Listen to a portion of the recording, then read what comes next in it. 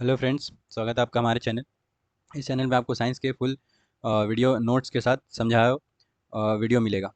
तो क्लास 10 का first chapter आज हम पढ़ेंगे, जो है रासायनिक समीकरण या रासायनिक अभिक्रिया एवं समीकरण। ऐसे परिवर्तन जिसमें जिसमें नए गुणों वाले पदार्थ का निर्माण होता है, वो उसे रासायनिक अभिक्रिया कहते हैं। और जो भी परिवर्तन में नए गुण का निर्माण होगा या नए गुणों वाले पदार्थ का निर्माण होगा, उसे हम रासायनिक अभिक्रिया कह सकते हैं। अगला है ऐसे पदार्थ जो किसी रासायनिक अभिक्रिया में हिस्सा लेते हैं। अगर कोई भी पदार्थ जो रासायनिक अभिक्रिया में हिस्सा लेते हैं, उन्हें हम क्या कहेंगे? अभिकारक कहेंगे। अगला है ऐसे पदार्थ जिनका निर्माण रासायनिक अभिक्रिया में होता है। जिनका निर्माण रासायनिक अभिक्रिया में होता है, उन्हें हम उत्पाद कहते हैं। रासायनिक अभिक्रियाओं के उदाहरण, जिस तरह से भोजन के पाचन में नया पदार्थ ऊर्जा के रूप में हमें मिलता है, श्वसन में हमें कार्बन डाइऑक्साइड बाहर निकालते हैं, लोहे पर जंग लगना एक नया पदार्थ बनाता है, मैग्नीशियम पीता का जलाना और दही का बनना इत्यादि। आगे है रासायनिक अभिक्रिया के प्रेक्षण। हटा देते हैं। रासायनिक अभिक्रिया का प्रेक्षण: अवस्था में परिवर्तन, रंग में परिवर्तन, तापमान में परिवर्तन, गैसों का उत्सर्जन। इसके अवस्था से हम लोग समझ सकते हैं कि अगर कोई भी रासायनिक अभिक्रिया में अवस्था में परिवर्तन हो तो हम कह सकते हैं कि रासायनिक अभिक्रिया हुआ है। रंग में परिवर्तन हो सकता है, तापमान में परिवर्तन हो सकता है और गैस का उत्सर्जन हो सकता है। आगे हम देखेंगे रासायनिक परिवर्तन को प्रदर्शित किस तरह से किया जाता है। तो रासायनिक समीकरण या रासायनिक परिवर्तन को या तो शब्द समीकरण द्वारा, जैसे जिंक प्लस सल्फ्यूरिक अम्ल, LHS लेफ्ट हैंड साइड, जिसे अभिकारक भी कहेंगे, क्योंकि ये रासायनिक अभिक्रिया में ये दोनों जिंक और सल्फ्यूरिक अम्ल क्या कर रहे हैं? भाग ले रहे हैं। और इसका जो प्रोडक्ट है वो क्या मिल रहा है? जिंक सल्फेट प्लस हाइड्रोजन, ये उत्पाद कहलाएगा, क्योंकि ये नए रासायनिक पदार्थ से उत्पन्न नए पदार्थ है। अगर इन्हें रासायनिक समीकरण यानी सूत्रों में लिखना हो तो जिंक को Zn प्लस H2SO4 जो लेफ्ट हैंड साइड या अभिकारक कहलाएंगे, और ZnSO4 प्लस H2 यानी जिंक सल्फेट और हाइड्रोजन गैस बाहर निकलेगा, जिसे राइट हैंड साइड हम लिखेंगे। ये रासायनिक परिवर्तन को प्रदर्शित करने का ये ग्राफ है। आगे बढ़ते हैं। रासायनिक समीकरण। रासायनिक समीकरण अभिक्रिया रासायनिक अभिक्रिया रासायनिक समीकरण द्वारा निरूपित की जाती है। रासायनिक अभिक्रिया को हम लोग किस तरह निरूपित कर सकते हैं? रासायनिक समीकरण द्वारा। रासायनिक समीकरण में तत्वों के प्रतीक या अभिकारक और उत्पादों के रासायनिक सूत्र उनकी भौतिक अवस्था के साथ लिखे जाते हैं। तो जो भी भौतिक अवस्था होगा उनके साथ ही हम अभिकारकों और उत्पादों को रासायनिक सूत्र में लिखेंगे।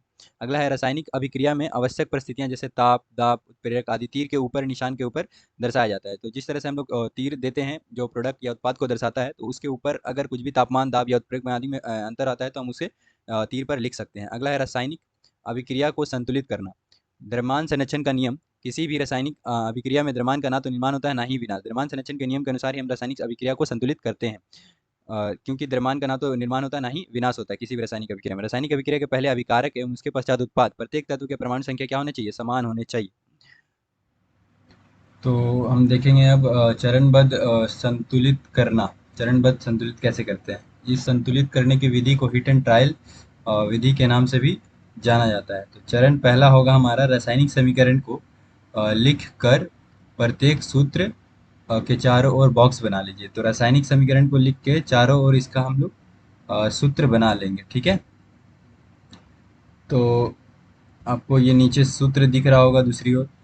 संतुलित करते समय बॉक्स के अंदर कुछ भी परिवर्तन नहीं करना। तो बॉक्स के अंदर कुछ भी नहीं परिवर्तन करना है। यहाँ पे मिस प्रिंट है, Fe3 होगा यहाँ पे, और FeO4 हो जाएगा, ठीक है। तो आप लोग करेक्ट कर लीजिएगा नोट्स करते समय या स्क्रीनशॉट लीजिएगा। तो इसके बाद चरण 2 में हम आते हैं। चरण 2 में समीकरण में उपस्थित विभिन्न तत्वों के परमाणुओं की संख्या नोट करनी है। जितना भी परमाणु की संख्या है उसको नोट करना है। तो अभिकारकों की संख्या पहले नोट कर लेंगे। अभिकारक में Fe आ जाएगा, जो कि 1 है तो 1 लिख दिया जाएगा, और हाइड्रोजन चूंकि 2 है तो यहाँ 2 लिख देंगे, और ऑक्सीजन यहाँ पे 1 है तो यहाँ 1 लिखा जाएगा।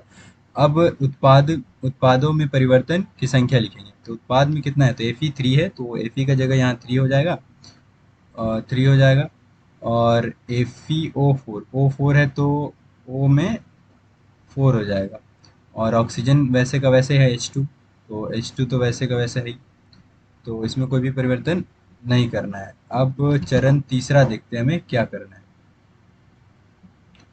चरण तीसरा होगा, और सबसे अधिक परमाणु वाले तत्वों को अभिकारक या उत्पाद के साइड अनुचित गुणनांक करना है। क्या करना है? गुणनांक। जो सबसे अधिक परमाणु वाला है, सबसे अधिक परमाणु वाला को गुणनांक करना है। तो सबसे अधिक परमाणु वाला यहाँ पे ऑक्सीजन ही है 4, तो पहले ऑक्सीजन अभिकारक में ज़्यादा है तो हम लोग सॉरी उत्पाद में ज़्यादा है तो हम लोग अभिकारक में ही गुणनांक करेंगे। तो ऑक्सीजन चूंकि यहाँ पे है तो यहाँ पे हमें 4 से गुणनांक करना पड़ेगा। अब देखिए 4 दूनी 8, हाइड्रोजन 2 8 हो चुका है और ऑक्सीजन 4 हो चुका है। चूंकि ऑक्सीजन संतुलन हो गया लेकिन हाइड्रोजन यहाँ पे 2 है और यहाँ पे 8 हो चुका है, तो हमें सभी चरण चौथा में सभी तत्वों के परमाणुओं को चरण 3 की भांति संतुलित उसी तरह से करना है। तो हाइड्रोजन यहाँ पे कम होता है तो अगले बार में हम लोग 4 हाइड्रोजन से गुना कर देंगे।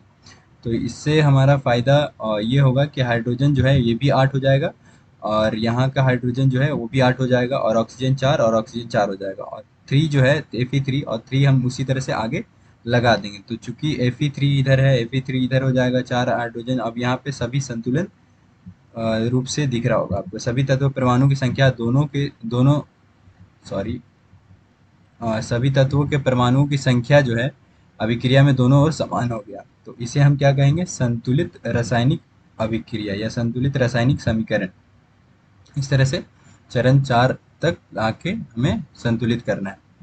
अब आगे पढ़ते हैं चरण 5 में क्या करना है। अभिकारकों एवं उत्पादकों को भौतिक अवस्था लिखना है। तो अभिकारकों एवं उत्पाद की भौतिक अवस्था भी लिखें। जहाँ पर ठोस है, जो पदार्थ ठोस हो तो उसमें एस लगा सकते हैं और जो लिक्विड हो इसमें एल, द्रव लगा सकते हैं, द्रव में गैसीय अवस्था में जी लगा सकते हैं, जिसका जलीय घोल हो इसमें ए क्यू लिख सकते हैं। जिस तरह से एफी में एफी एक सॉलिड पदार्थ है जिसमें एस लगाया हुआ है और H2O जो वाटर है ये लिक्विड है जिसमें गैसीय पदार्थ है। H2O को भाप जो इस्तेमाल किया जा रहा है गैस है तो जी का इस्तेमाल करेंगे। Fe2O3 है सॉलिड है और H2 यहाँ पे गैस है तो जी लगा दिया करेंगे।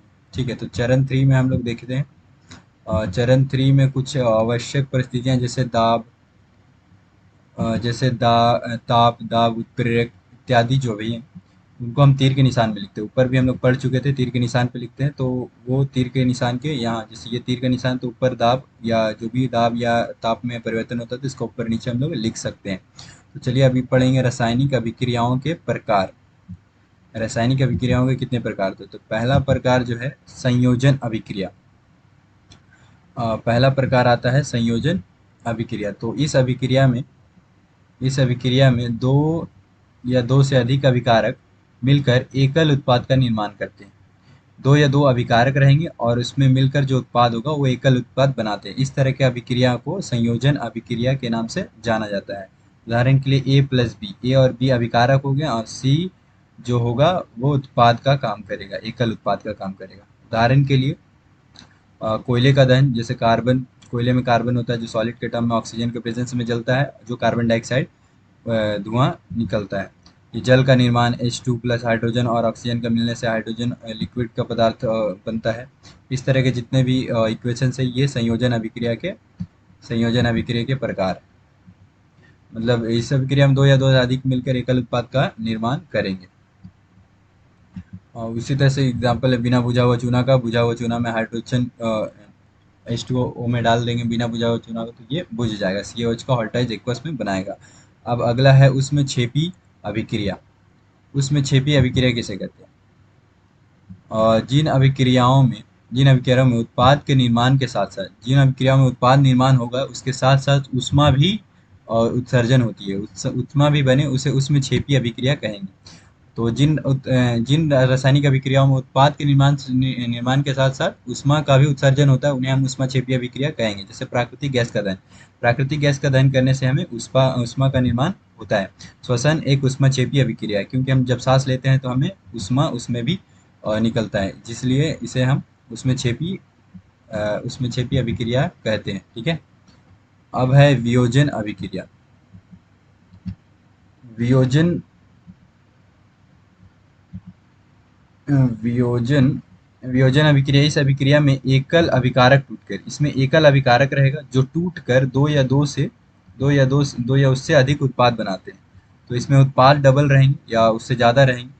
तो इसमें जो अभिकारक है वो एकल रहेंगे और उत्पाद एक या एक से ज़्यादा हो सकते हैं। जिस तरह से हम लोग संयोजन अभिक्रिया में पढ़े थे कि दो या दो से अधिक अभिकारक मिलकर एकल उत्पाद का निर्माण करते हैं, उसी तरह से वियोजन में उल्टा होगा। यहाँ एकल अभिकारक टूट कर दो या दो से अधिक उत्पाद बनाएगा। जैसे ए टूट कर क्या बन रहा है? बी प्लस सी बन रहा है। ठीक है, तो इसे वियोजन अभिक्रिया कहेंगे। इसके साथ मिलता है हमें उष्मा शोषी अभिक्रिया, जिसमें उष्मा छेपी था, उसमें छेपी का उल्टा होता है उष्मा सोसी या उसमें वियोजन अभिक्रिया। उसमें वियोजन में उष्मा द्वारा किया गया वियोजन, जब उष्मा का वियोजन होता है या टूटता है तो उसमें उसमें उसमें वियोजन अभिक्रिया या उसमें वियोजन कहते हैं। तो चलते हैं उदाहरण के लिए, उसमें वियोजन में हम लोग देखेंगे उष्मा का टूटना। तो उष्मा इसमें कैसे टूट रहा है, जैसे FeSO4 को सॉलिड है, इसमें उष्मा दिया जा रहा है फेरस सल्फेट को, ये फेरिक ऑक्साइड में भूरा लाल रंग बना दे रहा है। तो ये एग्जाम्पल हो गया वियोजन अभिक्रिया का। उष्मा वियोजन भी हो सकता है, उष्मा के द्वारा वियोजन जो किया जाता है उष्मा वियोजन रासायनिक अभिक्रिया कहा जाता है। तो CaCO3 चूना पत्थर, इसमें उष्मा देने पर ये बिना बुझा हुआ चूना में टूट जाता है, तो इसे वियोजन अभिक्रिया कहेंगे, किसका प्रेजेंस में, उष्मा का प्रेजेंस में। ठीक है। अगला है विद्युत विद्युत वियोजन। विद्युत के पार होने पे जो वियोजन होता है उसे विद्युत वियोजन कहेंगे। जैसे विद्युत धारा प्रवाहित होने पर वाला वियोजन, विद्युत धारा प्रवाहित होने वाला वियोजन, विद्युत धारा जब प्रवाहित होता है तब वो वियोजन होता है। एग्जाम्पल के थ्रू देखेंगे, जैसे हाइड्रोजन वाटर लिक्विड में अगर विद्युत धारा प्रवाहित करते हैं तो वो हाइड्रोजन और ऑक्सीजन दो भागों में टूट जाता है। तो ये एक वियोजन अभिक्रिया भी हुआ और ये विद्युत धारा द्वारा वियोजित किया गया है, विद्युत धारा द्वारा H2 और O2 में। एक एग्जाम्पल और भी है जो यहाँ एक्सपेरिमेंट या क्रियाकलाप करके दर्शाया गया है, जो आपको दिख रहा होगा मग में। वो देख लीजिएगा आप एक बार, जो रॉड के साथ 6 बैटरी है, यहाँ पर ये वाटर है, वाटर में हम लोग इलेक्ट्रिसिटी पास कराएंगे तो ये जो है हाइड्रोजन और ऑक्सीजन में टूट जाएगा। अब आगे चलते हैं हम लोग प्रकाशीय वियोजन। अब प्रकाश देने पर वियोजन अभिक्रिया, प्रकाश से जो वियोजन होता है उसे हम प्रकाशीय वियोजन अभिक्रिया या प्रकाशीय वियोजन कहते हैं। जैसे सूर्य के प्रकाश की उपस्थिति में होने वाला वियोजन, सूर्य के प्रकाश की उपस्थिति में होने वाला वियोजन, जैसे AgCl को अगर सूर्य के प्रकाश में अगर रखते हैं तो ये जो है Ag और Cl में टूट जाता है। तो इस तरह का वियोजन को हम सूर्य के प्रकाश में करते हैं, तो इसीलिए हम प्रकाशीय वियोजन इसे हम कह सकते हैं। दूसरा AgBr को सूर्य के प्रकाश में रखेंगे तो Ag और Br अलग हो जाएगा। तो अगला, इस अभिक्रिया का उपयोग श्याम श्वेत फोटोग्राफी में होता है। श्याम श्वेत फोटोग्राफी जब हम लोग करते हैं तो फोटोग्राफी में इस्तेमाल किया जाता है लाइट का प्रकाश से। अब आते हैं उसमें शोषी अभिक्रिया। उसमें शोषी अभिक्रिया क्या होता है, अम,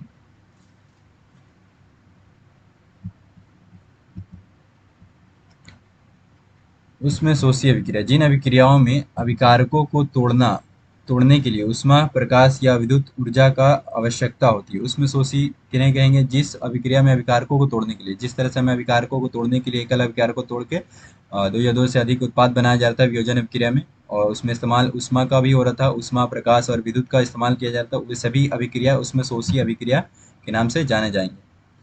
तो आगे है विस्थापन अभिक्रिया। अभी दो अभिक्रिया हम लोग पढ़ लिए, संयोजन अभिक्रिया और वियोजन अभिक्रिया। और वियोजन में उसमें शोषी और उसमें छेपी भी आया था। तो अब पढ़ेंगे विस्थापन अभिक्रिया। तो विस्थापन अभिक्रिया क्या है, इन अभिक्रियाओं में अधिक क्रियाशील तत्व कम अभिक्रियाशील तत्वों वाले यौगिकों को उसके यौगिक से विस्थापित कर देते हैं। मतलब अधिक क्रियाशील वाले तत्व जो होंगे वो अपने से कम क्रियाशील वाले तत्वों को उसके यौगिक से विस्थापित कर देंगे। जिस तरह से यहाँ पर आपको देखने मिल रहा है, Fe जो है एक अधिक अभिक्रियाशील वाला तत्व है कॉपर से, तो कॉपर का जो विलयन है कॉपर को उसके विलयन से विस्थापित कर देगा, क्योंकि ये विस्थापन करके FeSO4 बनाएगा और कॉपर को विस्थापित कर देगा। ठीक है, तो इस तरह के अभिक्रिया को विस्थापन अभिक्रिया के नाम से जाना जाता है, जो एक से अधिक अपने से अधिक अभिक्रियाशील वाले तत्व को विस्थापित नहीं करता है। जो अधिक अभिक्रियाशील तत्व अपने से कम अभिक्रियाशील वाले तत्व को विस्थापित कर देता है उसे हम विस्थापन अभिक्रिया तत्व कहेंगे। एग्जाम्पल में आप लिख सकते हैं, जो स्टैंड में दिखाया जा रहा है, कॉपर सल्फेट का विलयन में लोहे को डाला जाए तो लोहे कुछ देर बाद जंग लग जा रहा है, तो इसमें कॉपर Fe जो है कॉपर सल्फेट का जो विलयन है इसमें से Fe जो है कॉपर को विस्थापित कर देता है। तो लोहे के कील पर भूरे रंग की कॉपर की परत जम गई। CuSO4 के नीले नीले विलयन का रंग हरा FeSO4 के निर्माण के कारण हो गया। तो जो CuSO4 का जो विलयन का रंग था वो Fe के आ जाने से रंग हरा रंग का निर्माण हो गया। ठीक है, नीले से क्या बन गया, नीले रंग से हरा रंग। ठीक है, जिस तरह से यहाँ दिख रहा है Zn और Cu, Zn भी अधिक अभिक्रियाशील तत्व है कॉपर से, तो Zn कॉपर को विस्थापित कर दिया और कॉपर बाहर बेचारा बैठा हुआ है और Zn उसके सॉल्यूशन में आ गया। तो जिंक कॉपर से अधिक अभिक्रियाशील तत्व है। जी। तो आगे पढ़ेंगे द्विविस्थापन अभिक्रिया। द्विविस्थापन अभिक्रिया क्या होता है? इस अभिक्रिया में उत्पाद का निर्माण दो या दो यौगिकों के बीच आयनों इस अभिक्रिया में उत्पादों का निर्माण जो है दो यौगिकों के बीच आयनों के आदान प्रदान से होता है। मतलब यहाँ पे उत्पाद का निर्माण जो होगा दो यौगिकों के बीच आयनों के आदान प्रदान से होगा, जिस तरह से यहाँ पे देखने को मिल रहा है। Na2SO4 एक सोडियम सल्फेट है एक्वस सॉल्यूशन, और BaCl2 एक्वस बोरियम क्लोराइड जो है, ये दोनों को आपस में आयनों का आदान प्रदान होगा। Na जो है Ba जो है Na को स्थापित करेगा, और Na जो है Ba को विस्थापन करेगा। Na और Ba Na के पास जाएगा, जिस तरह से आपको देखने में मिल रहा है। BaSO4 बन रहा है, बेरियम सल्फेट बना रहा है, और सोडियम क्लोराइड बना रहा है, ठीक है। और इस बोरियम सल्फेट BaSO4 के सफ़ेद अविलीय अवक्षेप का निर्माण होता है। इसमें अविलीय अवक्षेप, अवक्षेप क्या हो, जो अविलीय हो, जो अब ये लिक्विड में घुलने वाला पदार्थ नहीं है, ठीक है। BaSO4 बेरियम सल्फेट, इसलिए इस अभिक्रिया का अवक्षेपन अभिक्रिया भी कहते हैं। तो इसमें इस अभिक्रिया में अवक्षेप का निर्माण हुआ, मतलब अवक्षेपन अभिक्रिया किसे कहेंगे? जिस अभिक्रिया में अवक्षेपन का निर्माण हो उसे अवक्षेपन अभिक्रिया कह सकते हैं। अवक्षेपन क्या होता है? अविलेय पदार्थ होता है जो विलयन या लिक्विड में नहीं घुलता है। अब पांचवा अभिक्रिया जो पढ़ने वाले हम लोग, उपचयन, उपचयन और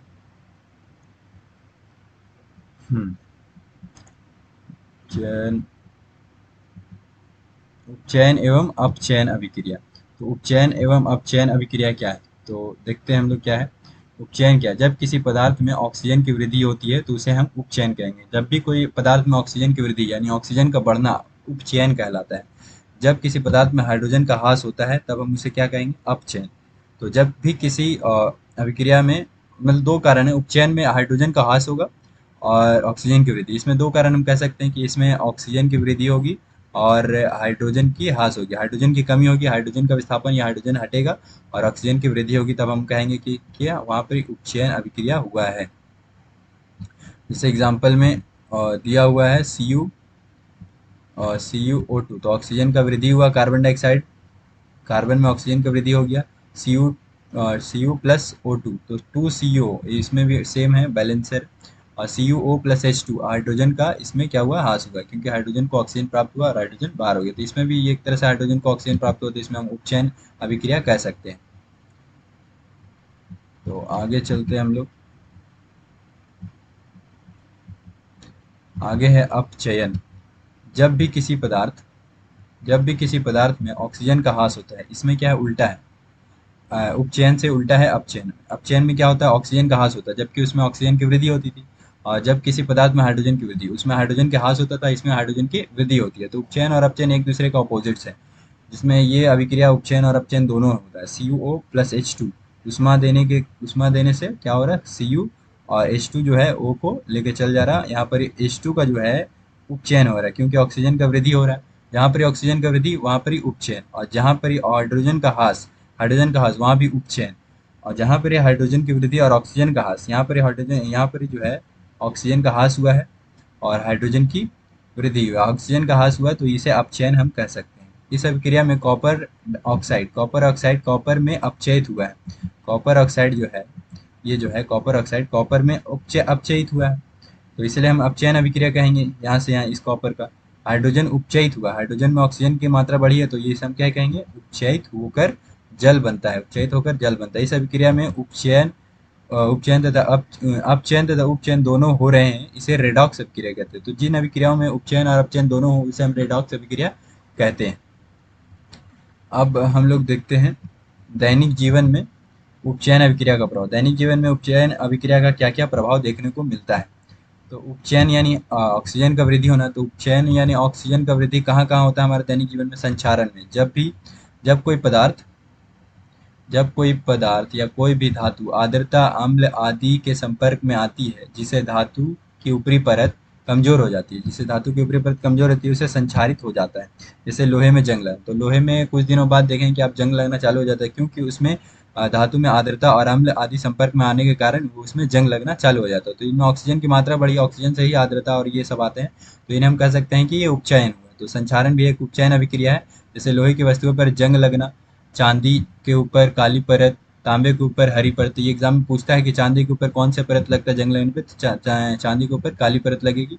और तांबे के ऊपर जो है हरी परत चढ़ना संचारण के उदाहरण। संचारण के उदाहरण क्या हुए, तांबे पर जो है हरी परत और चांदी पे काली परत पड़ती है। यस दलेपन, यस दलेपन क्या है, ये संचारण से बचाव करने का एक उपाय है। विद्युत लेपन और पेंट करके संचार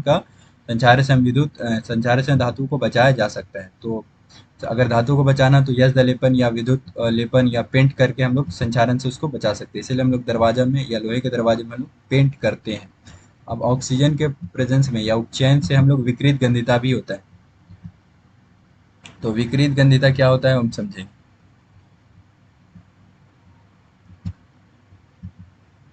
विकृत गंधिता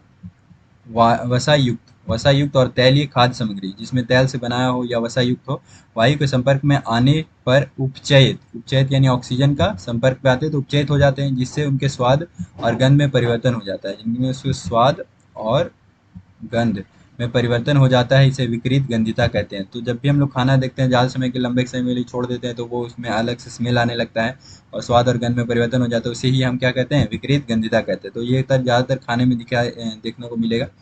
तो विकृत गंधिता के रोकने के क्या उपाय है, तो प्रतिऑक्सीकारक का उपयोग करके जिसमें ऑक्सीजन ना आए वो प्रतिऑक्सीकारक होगा। वायुरोधी बर्तन का उपयोग करके जिसमें ऑक्सीजन ना पहुंच पाए, खाद्य सामग्री रखकर वायु के स्थान पर नाइट्रोजन गैस का इस्तेमाल कर सकते हैं। नाइट्रोजन गैस चिप्स की थैलियों में भरा जाता है ताकि उसमें ऑक्सीजन ना आए और वो ज़्यादा लंबे समय तक चिप्स जो है टिका रहे, ताकि जब तक वो बिके ना।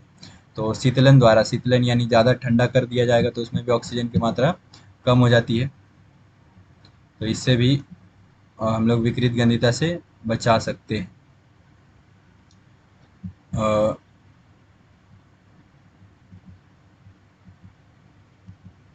चैप्टर हो गया है ख़त्म।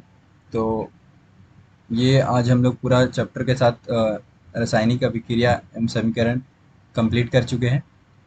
वीडियो अच्छी लगी तो लाइक करें, सब्सक्राइब करें और शेयर कर दें अपने दोस्तों के पास, ताकि उन्हें भी 10 क्लास का सिलेबस जो है कंप्लीट कर सके। धन्यवाद।